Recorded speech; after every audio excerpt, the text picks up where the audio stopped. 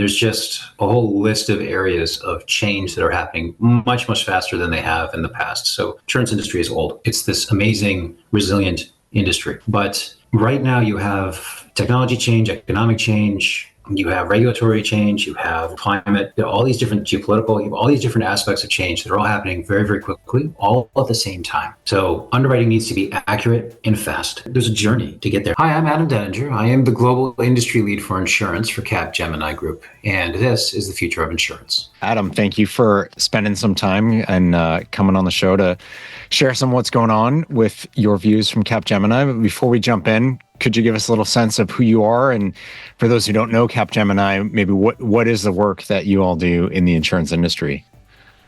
Sure. So thank you so much, Bryan, for having me. And I am the head of the insurance business unit, effectively. Now, Capgemini is like most service organizations in that our organizational structure is probably a little unusual. But essentially what it means is I'm the head of product and strategy globally for insurance for Capgemini. Okay. And Capgemini is one of the world's leading service integrators or systems integrators that you can find. We do almost everything related to technology in almost every industry, 350,000 people, 50 countries. So we do a lot of things in the insurance space. What we do is a lot of core transformation work. So actually reimagining the underlying processes of insurance companies and making them real in new technology platforms. We do a huge amount of that. We also do a lot of data work and a few other things, but that's Capgemini for you. When you come from the insurance industry by background, right? I do. I actually started my insurance career as of all things, a life insurance agent with American Express. Oh, wow. That was a very long time ago. American Express Financial Advisors. I ended up with the Hartford. My first real job was with the Hartford, actually, in the insurance space, and had a great run there, a great company. But yeah, I grew up in P&C mainly. So it's a lifetime of P&C, effectively. All right. But you started off in life and then you saw, no, wait, if I'm going to do insurance, wait a second. P&C is way better. Yeah. We're not biased as PNC people, but not at all. We're wrong. You're right. So I want to probe into, I mean, given you came from the background, but now obviously you have this really broad remit or view across the world, really, and tons of insurers in different markets. As Capgemini looks across all this, what are some of the themes that you're seeing in particular today? I know there's a lot hitting the industry. What are you seeing? So, I'm sure you're seeing the same thing, but the way that I organize all of it in my own head is around the theme of change. And there's just a whole list of areas of change that are happening much, much faster than they have in the past. So insurance industry is old. I mean, it's very old. It survived world wars, epic disasters, all kinds of things. So it's this amazing, resilient industry. But right now you have technology change, economic change, you have regulatory change, you have weather change, climate, all these different geopolitical, you have all these different aspects of change that are all happening very, very quickly, all at the same time.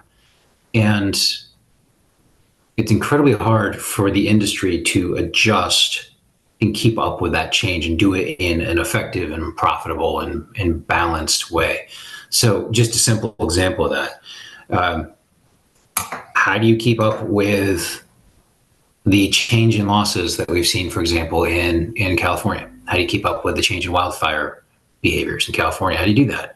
Well, I mean, if I'm an insurer, I need to change the way that I do my pricing and my underwriting. But unfortunately, in California, there's been regulatory restrictions where you can't. So what do? Right? You pull out. you try to negotiate with the whoever you can find, but with various parts of the regulator organization, various parts of the government, various parts of social groups who can maybe put influence on those decision makers. It's an amazingly complex thing that the industry is dealing with. And I think the level of change that we're seeing is just immense. And what it impacts mainly is our ability to price and underwrite effectively. Yeah. That's what it impacts. So. And it felt like a speech almost, but it's not. It's actually how I see the industry right now, Yeah. which is like, how do you keep up with that level of, like, we don't have systems or processes or pricing or anything that's built to handle that level of change. So what do you do to keep up with it? I don't know. People are figuring it out. Well, I imagine you guys are helping to figure that out. But one of the things Capgemini does in particular is every year you do these kind of world P&C insurance reports. Right. I Right. had Lars Boeing on last year to talk about the report that was very mobility focused. I was really honored to get to be a part of that work. But this year, the theme's a bit different because the context is different. The industry's been through some things since that 2023 report that would naturally change the focus. What's the focus of this year's report? And I mean, you kind of left us hanging as like, so what do we do about it? Someone will figure it out. Well, you start to go into that in the report. So can you share a little bit more about Sure. what's the issue that you were tackling? So again, this is just my perspective on it. But when I think about insurance, what's the most important thing that insurance companies do? They price and take risk, right? It's about the risk transfer mechanism, and to do that, you have to actually understand the risk that you're taking on, right? And so to me, that's underwriting. A lot of people, when they say underwriting, they think just about the little bit of a person sitting at a desk looking at an individual risk submission and making a decision. But it's so much more than that. It's the Yeah. complete process of the risk transfer, right? It's you're underwriting something. Just like claims is the complete process of handling an actual loss event under a Yeah. policy. So when I think about underwriting and I think about what it is that insurance companies need to do, so you get this immense wave of change. The way that you priced risk, the type of risks you were looking at before, the way you think about the exposures that they're facing, all of this stuff is fluctuating. What you're allowed to do about it because of the legal structures that are in place, it's just change, right? How much it costs to actually pay for the risks or for losses that occur, that's changing. You take all that together, and what you need to be able to do is, with speed, you need to be able to adjust your underwriting processes to keep up with this level of change. And there's a lot that goes into that. So people can say, "Oh, we got to be faster." But well, if you're locked into systems and the systems can't be changed very quickly, you're stuck. If you have very, very fragile operating processes that you can't adjust, you're stuck. Yeah, if you don't have enough people there or the people with the knowledge there to actually build a new process for you, you're stuck. So how do you fix all that, right? And people have done it, people are doing it, but it's a huge risk for an insurance company. Oh my God, is it a huge risk? Because you're essentially putting your entire core business process up to be modified and modernized, which you have to do to stay alive. But what a risk! It's heart transplant, it's heart surgery. What are you doing? You're taking out the beating heart of your business and saying, I'm going to upgrade this thing. Oof. A little scary for most people. And I mean, it is this conundrum because, I mean, having lived at carriers, you do your annual product review or rate review, and maybe if you're lucky, you do it quarterly with your quarterly reserving process in that line of business. And the actuaries and the underwriting product managers will take some of the feedback and the numbers back and put it into the product. But if you're in any sort of regulated lines outside of E&S, put IT aside, there's that approval process, but add IT in and it's like, that's great. We made a decision, like we got to do something on rate. Here's what we're going to do. You may not see any policies impacted for like 18 months. Yeah. And on average, maybe within 12 if you're really good at it, but it's at least going to be probably 6 months before the IT bit is ready. You've heard back from your regulators. I mean, it's really tricky. And these are the things that you're talking about changing. It's not just a heart transplant. It's like we also got to change all the veins and because the whole piping is the whole thing is needs to be changed. And again, it's this incredibly robust process that people built and the industry survived for hundreds of years. And in the 50s, the industry nobody thinks of insurance this way, but in the 50s, the industry actually led the way using computers, right? So literally led the way. There's a reason why Hartford, which is near where I'm sitting right now, became the center of the insurance universe for a while. And it's because the carriers here built these just amazing capabilities to actually price and handle risk on the modern computers of the time, right? Big old mainframes and things. And so insurance was way ahead of the curve. And then they lived on that structure that they built for the next 50 to 70 years. Yeah. Which is kind of incredible when you think about it. I'm sure the engineers that built this stuff in the 50s and 60s had absolutely no idea that was going to happen. Yeah. Right. But it did. So, but somehow the industry survived with that. But now you've got this new wave of, so it's data is changing faster, technology is changing faster. You got to keep up with the variations across all the different geographies faster. Systems can't handle it. Yeah. So you got to fix it. And a lot of times, and this, and so like you sit inside of an insurance company, and the business folks come in and they'll say, well, I really need to be able to launch products in 3 months. I need to be able to ideate and launch a product. So when I hand it off to IT, it needs to be 3 months and it comes back. And I can go to market with it. And IT says it's not possible. I would have to change with the systems I've got. It can't be done. It's, a minimum of 12 to 18. Well, that's completely unacceptable. How fast can you get just these tweaks out? And so then you have this incremental set of small changes that are made both to the products and to the underlying systems. Yeah. It just makes things more and more complicated. And you do that over 50 years. Yeah.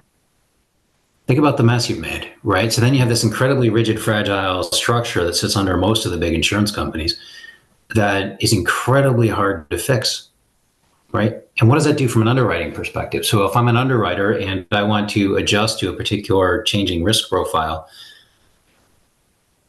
I'm not just talking about the underwriting rules. I'm talking about putting out new product terms. I'm talking about, a new process flows to surround it. I'm talking about the pricing pieces that need to go into it and be updated monthly or whatever.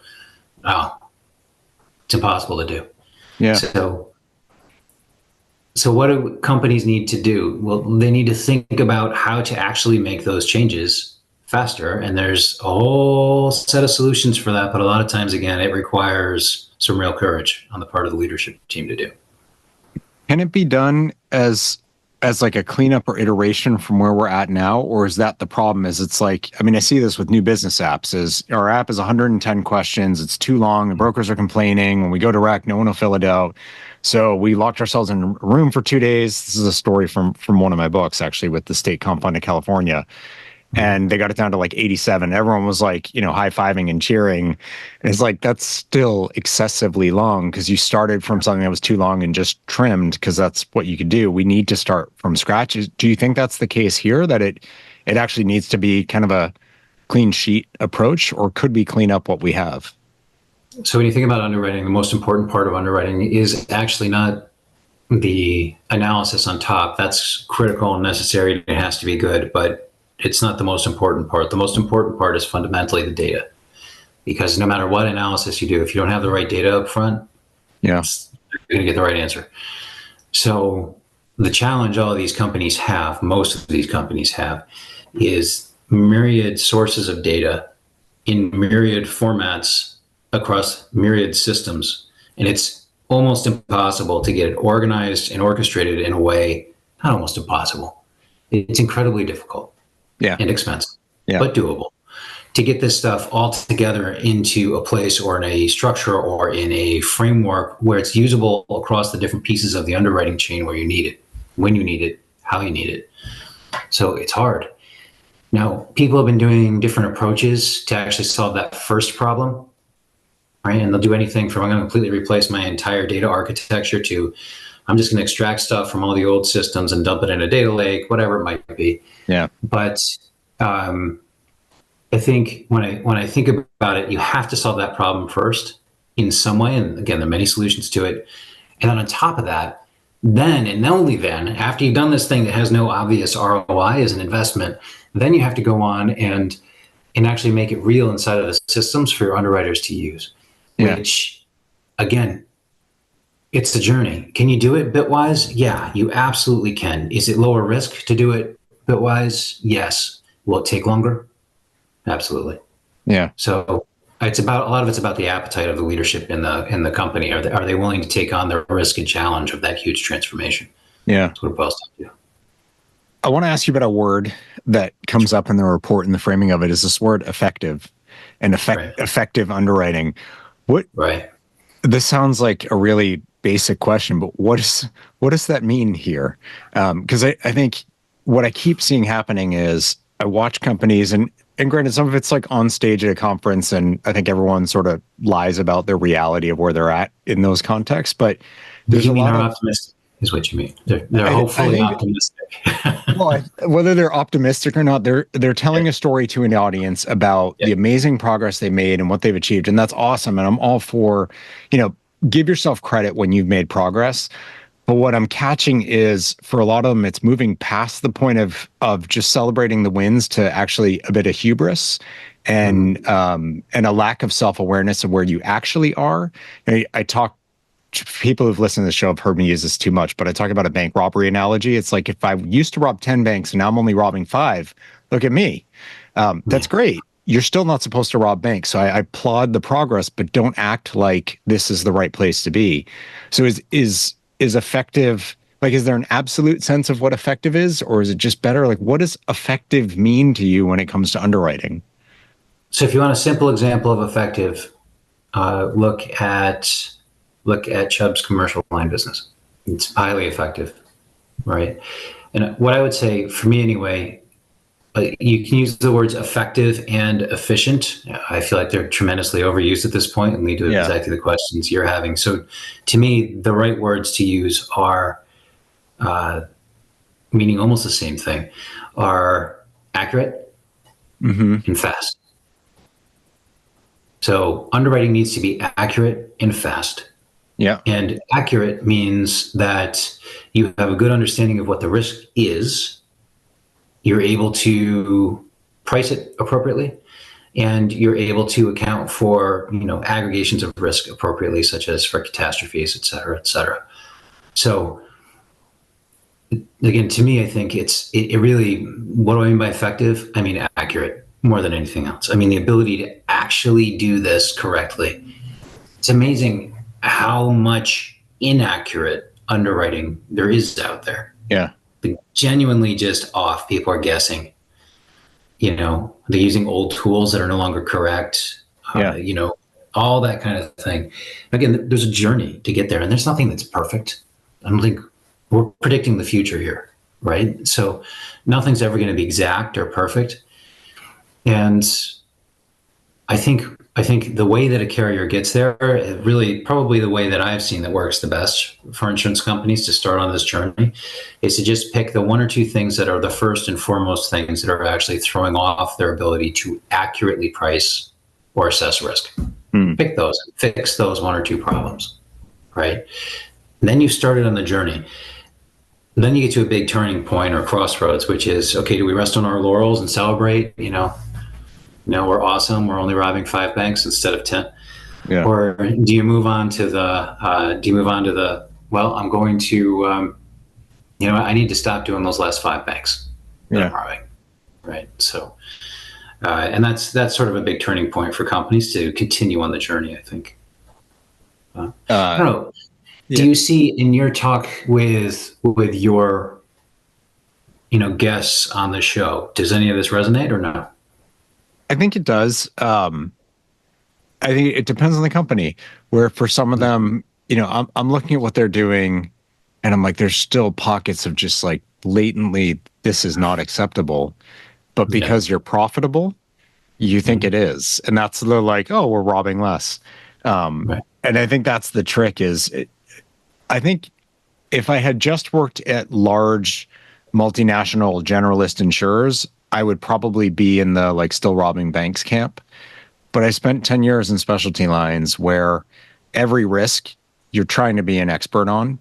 Yes. It's a different space, but it was so attractive to me, the notion that like we have to be impeccable at our core business, truly expert at our core business, and not like we just need to bring in a lot of cash and the investment people will make up for it, which is less the story today, but it still kind of is.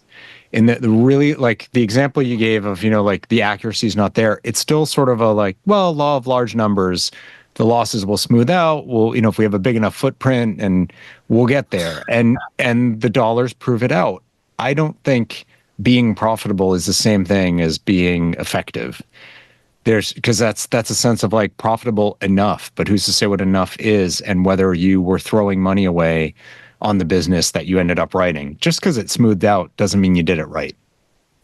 Amen. I completely agree with all of that. What I would add to it is just that the journey to effectiveness is a long one, right? And you can be quite successful along the way as you're following that particular journey. And also, your need for accuracy is relative to what the other people in your area are doing. So if I'm in a section of the market where everybody else is pricing just based on, total insured value, and I go in and I price on that plus 5 or 6 additional variables that give me an extra 20% rating accuracy or something, I'm going to win. Even though my relative, sophistication compared to, a large personal lines carrier is trivial, right? Yeah. So part of it is about the market you're in. Part of it's about where you are in your personal journey. I hear you on the people at the conferences who feel a little too self-satisfied. I do give them some leeway or a little room to be proud of themselves, because this, you've been in large companies. It is incredibly hard to get an insurance company to change its core functions. Yeah. Incredibly hard. And so if you're able to actually successfully get the company to move a bit, you've done something. Yeah. Yeah, no question. I do find most of those people on stage, they know. I'm not finding the hubris there. And it's maybe it's like organizational hubris, or a sense of like, well, we're doing much better than we used to, so you need to just settle down a little bit and stop agitating. Right. Putting my view on it aside, you use the word future. Where do you see all this headed, and kind of thinking ahead, if effectiveness is the story of today, what do we need to be thinking about long term, or what do we need to put in place to support us long term? First and foremost, we need some layer or some capability as an industry. So not talking about individual companies here at this point. But we need some level at an industry where we have the ability to do better access to data. And that data needs to be around things like natural peril risks and things like that. That sort of information needs to be easily available, not hugely expensive to get, standard formats, some sort of a standard structure. Again, this is not news. People have been talking about this forever. Yeah. But as the data continues to change, the underlying available data out in the market continues to change, as this constant stream of new sources of data continue to come up, and then you have multiple providers all with their own formats, et cetera. As that continues to happen, it just makes it harder and harder for an insurance company to keep up. So one of the very first things you need is some way as an industry to make it so that a normal insurance company has an ability to actually get access to this data, all the myriad forms of data that's out there, somewhat economically and somewhat quickly. Because if you can't, then let's imagine I'm a mid-sized, regional, and I'm up against Progressive, and Progressive is out there testing every variable, that it can possibly be found, and has the ability to bring it into its systems incredibly quickly. And I don't even look at these or even know that all of these new sources of data, new variables, new potential things for my rating even exist. I don't even know it's there. Yeah. And there's no way for me to know. I don't have the resources for it. And it's so fractured that it could be hidden anywhere. Well, it's bad for the industry if you have one carrier that's beating everybody, right? As a whole. It's not a knock on Progressive in any way, shape, or form. They're amazing. But the industry needs competition as a whole. Yeah. And to keep these smaller carriers, less sophisticated carriers, at least to give them a fighting chance not to have adverse selection all day, we have to do something or figure out something, or somebody has to come in with just a world-class data marketplace or something to make that actually be fixed. So to me, that's a big future problem. It's only going to get faster too. As technology gets better, you're only going to get more data sources, more points of view. With Gen AI kicking in and the need to go hit off of multiple public data sources and then actually come back with, actuarially valid scores, which you can actually do now just with a straight Gen AI engine, right? So with that level of sophistication out there, companies that don't have the money to keep up or the in-house sophistication to keep up, they're going to get killed. Unless something is done to level the playing field in some way, shape, or form. And then inside of insurance companies, I think what you said before about those people, yeah, they might know the people up on stage, but they also might not really know, in the sense that they might have been in that company for 25 years and they know what that company is. Yeah. You know, and so one of the things you have that's a real thing in insurance is you'll have these large cores at most of the older carriers, for the most part. They have these large cores of staff that have been there for their whole careers, or a large part of it. They only know what they know. And these companies, they need to make sure in some way, shape, or form that the people inside the company actually understand how the competitive world is changing, so they're not months and years and decades behind. Like most companies now have done these things around innovation groups, and that's how they try to do it. And that just never works because it's not part of the core business. It's this little thing on the side, and everybody says it's innovation. I don't care. Yeah, you know. And then you have these people back in the core business who are saying, no, this is how the business works. They don't realize that some company, 100 miles away is doing something that completely blows up the way the traditional models work. Yeah. And you're going to be losing, and you'll lose a lot of money before you even figure out what those other guys are doing. Like, wait a second, why am I losing all of my best customers? Yeah. And that's how you figure it out, is when your best customers start to leave and it becomes unprofitable, like the book goes downhill. Like, that's a little late to figure out what's going on in the industry. Yeah. So you need some way inside these companies. The companies need to figure out, it's going to be different for every company, I would assume, but you need some way to actually make what's happening in the industry around you really, really clear to the people that are making decisions inside of the company. Yeah. That's a tough one to solve. It's an organizational thing, but it's tough. Yeah. You're the second guest in 4 episodes, I can't count, who has made the point about the separate innovation team. It's like different people, and there's a reason why for the startups, a lot of them are like, yeah, we got into the innovation team, we connected with them, but we can never get out of it to actually go into the business. It's too separate, amongst other issues. I think more than anything, there's a bit of hope in this for the people who this resonates with, that this is the theme. And I think the context of underwriting results for 2023 and what we're seeing still in 2024, you and I were commenting before recording, personal property is worse this year than it was last year in terms of paid losses. May not feel that way because people have been taking rate and getting out of some of the hairy stuff, but the payouts are worse. The weather losses are, natural peril losses are through the roof. Again. Yeah, and it's not going to change. No, it's not. It's right now California is burning down. So, it's just going to keep getting worse, I think. Yeah. And you could say, well, the big fire there was started by a person who ditched a burning car into the woods. It might have been started by a non-natural source. However, it never would have done what it did if not for all the, it was just, it was a tinderbox waiting to go up. Yep. Plus, people are people, and you have to expect that somebody's going to throw a cigarette butt. Yeah. Somebody's going to want to have a campfire. Mistake happens. Next higher risk areas. Yeah. Yeah, exactly. Next thing you know, 100 square miles of forest burned down. Yeah. With all the houses inside of it and everything else. So I think there's a little bit of, especially when I hear that, when I hear people talk about, oh, well, some humans started it. My response is, do you think people are going to stop starting fires? Yeah. And no human starts hail, and there's tons of that still. There's tons of that. Yeah. I always have to apologize about hail. Yeah. Yeah. Hail is so I think there's two things going on with hail. I think it's just worse, right, than it used to be. So I think that's clearly true. Yeah. I think there's another thing, which is urban sprawl.